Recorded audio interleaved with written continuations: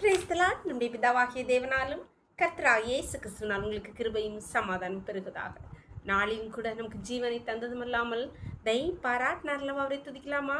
வலுவாமல் காத்திட்ட தேவனே, வலுவாமல் காத்திட்ட தேவனே, என் வலக்கரம் பிடித்தவரே, வல்லடிக்கெல்லாம் விலக்கி என்னை வாழ்ந்திட செய்பவரே, ஆயிரம் நாவிருந்தாலும் நன்றி சொல்லி தீராதே, வாழ்நாளெல்லாம் உம்மை பாட வார்த்தைகளும் போதாதே, நான் உள்ளளவும் துதிப்பேன் உன்னதரே இயேசுவே.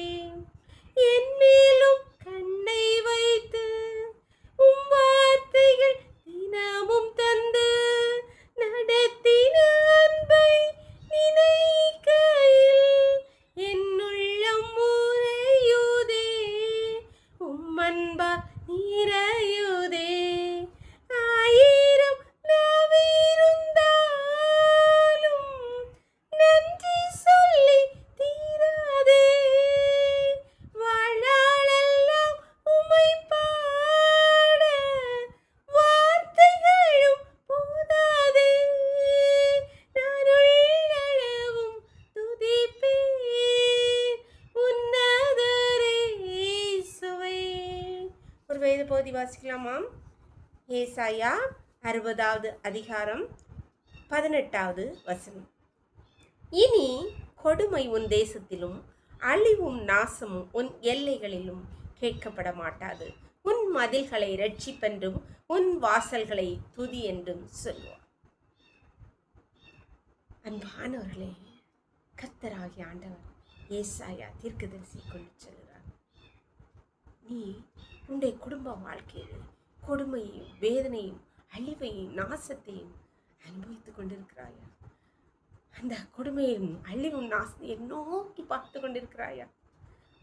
உன்னை பார்த்துதான் சொல்லுகிறேன், இனி உன் எல்லையிலே இந்த கொடுமையும் நாசம் அழிவும் உன் எல்லையிலே இருக்காது. உன் மதில்களை ரட்சிப்பென்றும் உன் வாசல்களை துதி என்றும், உன் வாசல் வீட்டிலே துதியின் சத்தம் கேட்கப்படும் என்று சொல்கிறார். அன்பானவர்களே, பல்வேறு வேதனையிலும் கொடுமையிலும் அழிவிலும் நாசத்திலும் சிக்கி சின்ன பண்ணமாய், ஆனாலும் இந்த சூழ்நிலையில் கர்த்தரை நோக்கி பார்த்து கொண்டிருக்கிறார்.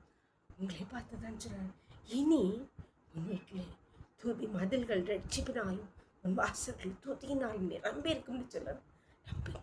நம்புங்கள், நிச்சயமாய் கர்த்தர் உங்கள் நம்பிக்கையை மகிழ்ச்சியாக்கும்.